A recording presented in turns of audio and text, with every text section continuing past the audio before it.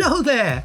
If you're into DIY homewares, you might enjoy this tutorial because we make a great terrazzo look flower pot, tea light holder and jewellery dish. They're a lot of fun to make, and at the end of it all, you get something practical that you can use for years. So let's get into it. For supplies, we'll be using some wax-proof paper, a tin to use as a form for our pot, and a small bowl to use as a form for the jewellery dish. We'll also need a tea light, a palette knife for cutting our clay, some cling film and a rolling pin to flatten out our clay.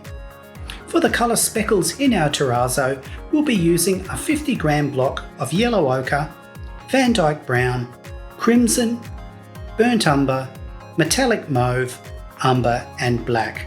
For the main body of our terrazzo, we'll be using a 400-gram block of titanium white polymer clay. The first step is to roll out some white polymer clay from the 400-gram block of clay. The clay is extruded in 4 sheets that make up the block. Separate these and lay 2 on the wax-proof paper side by side, and lay another 2 below these side by side. I bevel any areas of clay that join, overlap them slightly, lay some cling film over the top of the clay and use a rolling pin to flatten the clay out.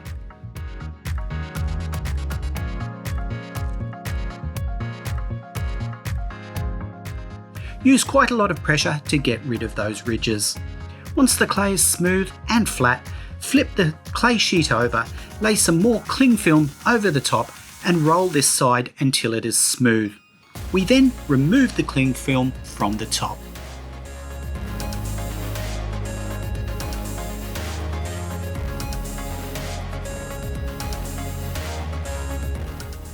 Real terrazzo is a composite material that consists of chips of marble, quartz, granite and sometimes glass held in a cementitious binder.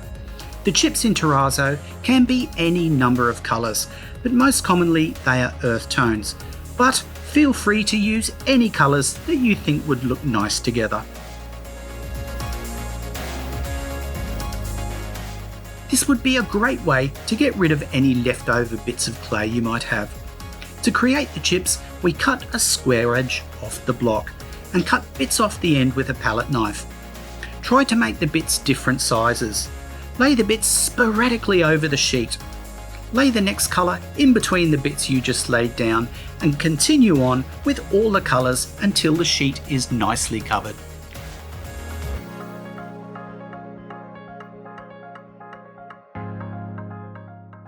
We then cover it with another layer of cling film and roll the bits of colour into the white sheet until it is totally smooth and flat. I decided that the colours over the sheet were a bit sparse, so I added some smaller pieces in between the existing pieces and again rolled this flat.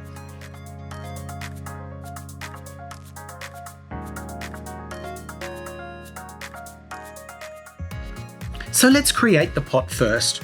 Lay the sheet colour side down and cut one side and one end at right angles to each other.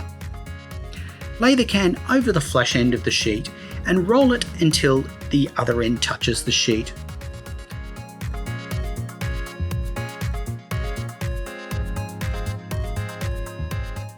Leave some clay overlap over the top of the can and cut the sheet at that point.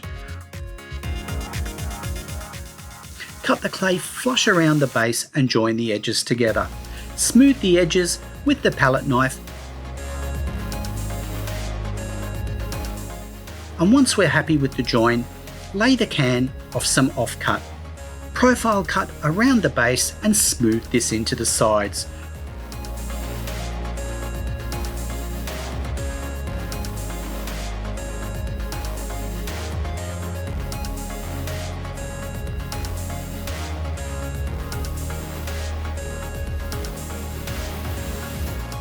Roll the clay over and around the edge of the can.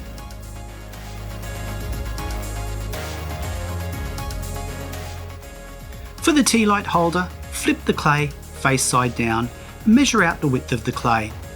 Use the tea light as a guide and cut the top and bottom of the sheet into a strip. We have made the strip twice as thick as the thickness of the tea light. This is so that the tea light just sits in the top portion of the piece. Cut the strip at 90 degrees and roll around the tea light. Press the edges onto the other side of the clay and cut it at that point. Smooth the edges together with a palette knife. Place the base on an offcut and profile cut around the base, then join the base to the other side and smooth it in.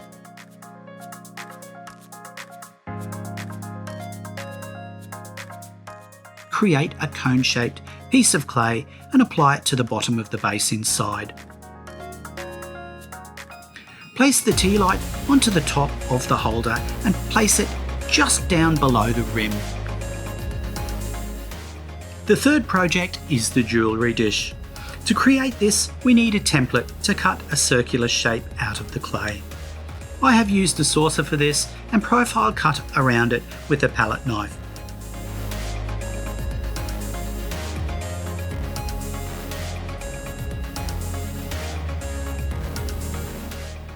We then lay the circular piece of clay inside the bowl. Ensure the clay lies centrally in the bowl and smooth the edge.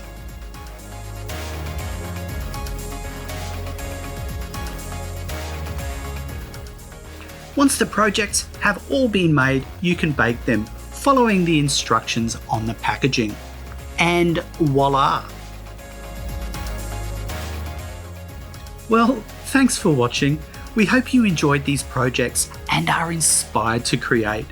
Stay tuned and we'll see you next time.